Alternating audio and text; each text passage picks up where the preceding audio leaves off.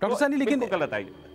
अब कुछ एक इलाकों से खासकर जो सरकारी जो डॉक्टरों का रवैया हुआ करता है, हम तो एक एग्जांपल देख रहे हैं। अभी ताज़ा एग्जांपल ये है कि जूनियर डॉक्टर्स लगातार हड़ताल पर हैं, 12 दिन हो चुका है। शुरुआत हुई थी सुरक्षा के मसले को उठा करके कि उनको सुरक्षा मुहैया कराई जाए, क्योंकि उनके साथ कभी कभी ऐसी स्थितियां बन जाती हैं जिसकी वजह से उनको जान पर बनाती है। यदि दूसरी चीज ये, डॉक्टर सैनी मेरी बात कंप्लीट करने दीजिए। दूसरी चीज ये कि झारखंड में बहुत सारे इलाकों में ऐसी खबर आई थी कि वहां पर जूनियर डॉक्टर करीबन 70 ऐसे डॉक्टर्स थे, जूनियर नहीं वो सीनियर डॉक्टर्स थे, जिनको कि डिप्यूट किया गया था ग्रामीण इलाकों में। बावजूद इसके वो डॉक्टर्स अपनी जगह पर जाकर के ड्यूटी नहीं करते हैं। ड्यूटी प्राथमिक स्वास्थ्य केंद्र में कितनी सुविधाएं होनी चाहिए वो आप समझ सकते हैं, लेकिन वहां पर जाकर के अगर डॉक्टर दूर दराज के इलाकों में जाकर के अगर डॉक्टर अपनी सेवाएं नहीं देते तो आप समझ सकते हैं किस तरीके से अपने स्तर से और अपने तरीके से डॉक्टर्स चल रहे हैं। देखिए, मैं आपको यही कह रहा हूं कि एडमिनिस्ट्रेटिव रिफॉर्म्स की जरूरत है। हाँ। मैं चाहूंगा कि आपकी टीम जाए और वहां जाकर देखे कि वहां पर जो डिस्पेंसरी खुली हुई है, वहां पे जो हॉस्पिटल खुला हुआ है, या वहां पे जो पीएससी सेंटर है, वहां पर क्या सुविधाएं हैं। हर डॉक्टर आज की तारीख में अपना काम करना चाहता है। नए डॉक्टर्स जो आते हैं उसको सबसे बड़ी जरूरत होती है कि वो उसको क्लिनिकल एक्सपीरियंस मिले, वो वहां सब जाने को तैयार हैं। हमारी तो 3 महीने की पोस्टिंग होती थी। मैं अपने टाइम तक की बात बता सकता हूं कि वहां पर बिल्कुल सुविधाएं नहीं होती थी, एक मेज कुर्सी और उसके अलावा शायद कोई दवाई भी नहीं होती थी। और आज भी यही हाल है। आप जाइए किसी भी पीएससी में, ये मैं चैलेंज करके कहता हूं कि उनमें आप जाके देखिए तो सही क्या हालात हैं। क्या कोई भी डॉक्टर वहां बैठ सकता है?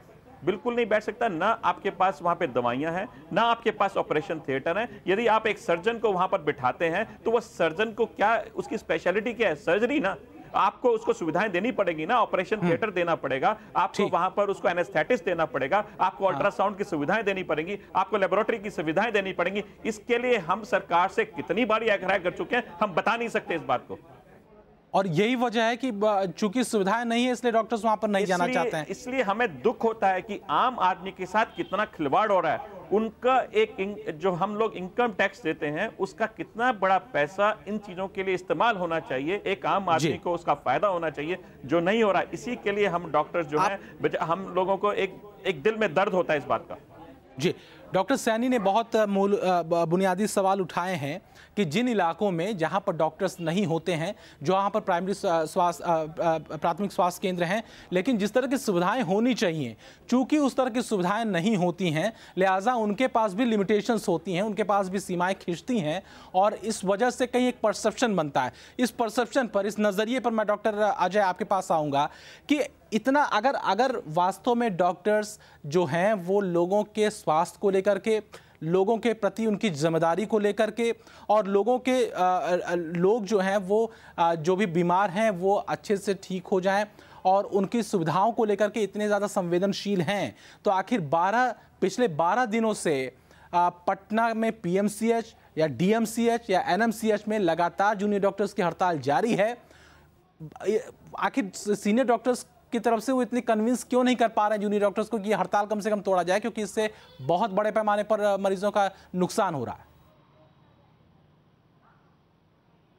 देखिए, बिहार में 30,000 डॉक्टर काम करते हैं और ये जूनियर डॉक्टरों की संख्या लगभग 1,000 है जी। और 1,000 डॉक्टरों को जो अभी हड़ताल किए हुए हैं, हम लोग उन लोगों को अपील कर चुके हैं।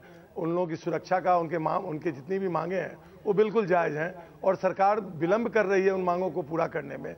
इस कारण वो निश्चित तौर से फिर भी हम लोगों ने उन्हें अपील किया है। डॉक्टर अजय, मैं इस चीज को नहीं समझ पा रहा हूँ उसे वापस लौट जाएं। जी, मैं वही समझना चाहता हूं कि आपकी मांग कितनी जायज़ है या कितनी नाजायज़ है, ये अलग मसला है। मसला ये है कि अगर आपकी मांग अगर जायज़ भी है तो भी क्या आप इस तरह से अगर हाथ पर हाथ धरे बैठे रह सकते हैं, आप हड़ताल पर जा सकते हैं, जबकि आपको मालूम है कि एक बड़े पैमाने पर जो लोगों की मौतें होती हैं, बड़े पैमाने पर जो मरीज हैं वो उनको जो स्वास्थ्य सुविधाएं वो नहीं मिल पाती, इसकी वजह से बहुत खराब स्थितियां तक पैदा हो जाती हैं। मैं वही कह रहा था कि उन 1,000 डॉक्टरों के चलते अभी जो भी बिहार में इंसेफ्लाइटिस की मौतें हुई हो, हाँ। या जो भी हुआ हो, उसमें वो किसी भी रूप में जिम्मेवार नहीं है, क्योंकि उसके अलावा 29,000 डॉक्टर काम कर रहे हैं। अब रहा, मैं बताना चाहूँगा कि इनकी मांगे जो हैं वो सरकार इतनी संवेदनहीन है कि आज कितने वर्षों से सरकार को हम लोगों ने अस्पतालों की विशेष सुरक्षा बल बनाने के लिए आग्रह किया था और वो बनेगा, लेकिन तब तक इतना विलंब हो जाएगा कि डॉक्टरों को कई बार हड़ताल करने होंगे। मैं आपको एक बात बता दूं कि डॉक्टरों के प्रति कितना संवेदनहीन है। अभी मैं इस परसेप्शन की डॉक्टर सैनी मैं आपके पास आऊंगा। ग्रामीण क्षेत्रों में मैं एक बात मैं थोड़ा सा माफी चाहूंगा। डॉक्टर अजय, इस वक्त हमारे साथ कॉलर भी जुड़ रहे हैं। डॉक्टर इस वक्त एक कॉलर को ले लेते हैं। अहमद हमारे साथ जुड़े हुए हैं। अहमद साहब बताइए क्या कहना है आपका। चलिए संपर्क हमारा टूट गया है। डॉक्टर सैनी आपके पास आऊंगा। ये मैं इस चीज को बहुत लंबे समय से चूंकि चल रहा है और ये मामला बहुत परेशान करने वाला है।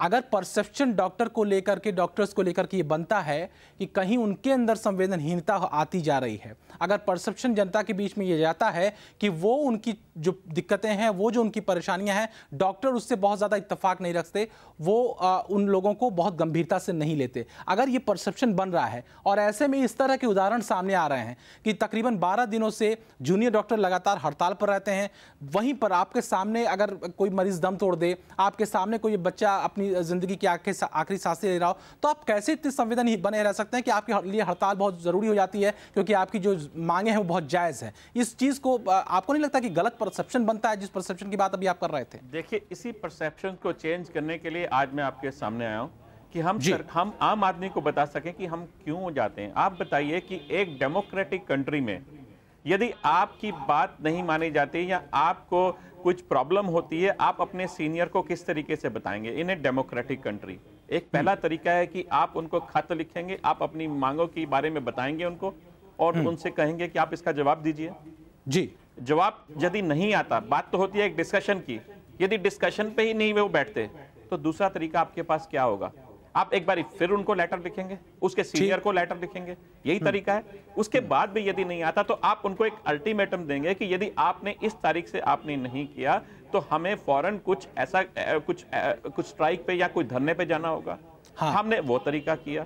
अब चौथा तरीका हमने ये किया कि हम यदि फिर भी आप बात नहीं सुनेंगे तो ये करेंगे। अब आप सोचिए कि ये एक प्राइवेट सेक्टर, आप सोचिए यदि मैं आज काम नहीं कर रहा हूं तो मैं अपनी एक रोजी रोटी भी एक दिन की खत्म कर रहा हूं। किसके लिए कर रहा हूं?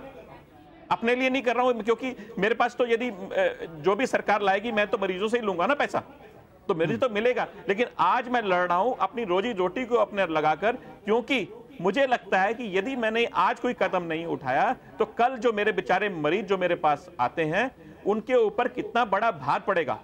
मुझे तो कोई फर्क नहीं पड़ेगा, अदरवाइज मैं नहीं करूं तो मैं अपने पैसे बढ़ा दूंगा, लेकिन हम नहीं चाहते ये, क्योंकि आम आदमी इस समय इतनी मुश्किल में है, उसके पास इतनी सारी और प्रॉब्लम्स है, इन्फ्लेशन रेट इतना बढ़ गया, उसके पास बेचारे के पास तो हेल्थ के लिए कोई बजट ही नहीं है। यदि हम आज एक कदम नहीं उठाएंगे, प्राइवेट सेक्टर ने आज एक पहली बारी ऐसा कदम उठाया है जो शायद उनके लिए अपने यदि फाइनेंशियल तरीके से हम बात करें तो बहुत गलत है, लेकिन ये हमने कदम उठाया है सिर्फ आम आदमी के लिए। अगर ये आम आदमी के लिए डॉक्टर साहब, मैं यही समझना चाहता हूं, अगर आम आदमी के लिए स्ट्राइक है, हम एक दिन की स्ट्राइक की बात नहीं कर रहे हैं, अगर एक दिन का ये सांकेतिक अगर बंद है या फिर पूरी तरीके से बंद है, चलिए ठीक है, लेकिन अगर ये 12 दिनों तक लंबा हो जाए, महीनों तक खींच जाए, तो आपको नहीं लगता है कि ऐसे में आप कहीं संवेदनहीन आप होने का परसेप्शन बन रहा है, एक नजरिया बन रहा है? देखिए, आज आप जितनी स्ट्राइक्स हैं आप उठाइए, उसमें आप 95% टाइम आप देखेंगे कि जो डॉक्टरों ने हड़ताल की है, किस लिए? कि उनके ऊपर मैन हैंडलिंग हुई, और मैन हैंडलिंग का कारण क्या होता है कि वहां पर इक्विपमेंट नहीं होती, वहां पे दवाइयां नहीं होती। यदि किसी मरीज की मौत हो जाती है, उसका मैं बता रहा हूं ना कारण, लापरवाही एक हो सकता है, उस पर तो इंक्वायरी होनी चाहिए, इंक्वायरी होनी चाहिए। इस पे हम कोई ये नहीं कह रहे कि लापरवाही है, तो किसी भी संस्था में कहीं लापरवाही है तो उस पे तो इंक्वायरी होनी चाहिए। लेकिन यदि आप उन चीजों को देखेंगे, लेकिन एक मिनट मुझे बात पूरी करने दीजिए, 95% टाइम जो स्ट्राइक होती है वो मैन हैंडलिंग की डॉक्टर की या वहां के लोगों की पिटाई कर देगी, और उसका कारण होता है कि वहां पर मरीज को लगता है कि उसकी दवाई नहीं मिली, और उसका कारण होता है कि ना तो वहां पर इक्विपमेंट्स होती हैं, ना वहां पर दवाइयां होती हैं। यदि ऐसी चीजें नहीं होती तो क्या करेगा? इसीलिए स्ट्राइक होती है, डॉक्टर्स करते हैं कि भैया हमें सिक्योरिटी दो, हमें दवाइयां दो, हमें इक्विपमेंट्स दो, ताकि हम मरीजों की देखभाल कर पाए। और आप उठा के देखिए, यदि स्ट्राइक होनी हो तो स्ट्राइक इसलिए होनी चाहिए ना कि हमारे पैसे बढ़ाइए। आप बिल्कुल यही है, डॉक्टर सैनी, मैं इसी बात पर आ रहा था।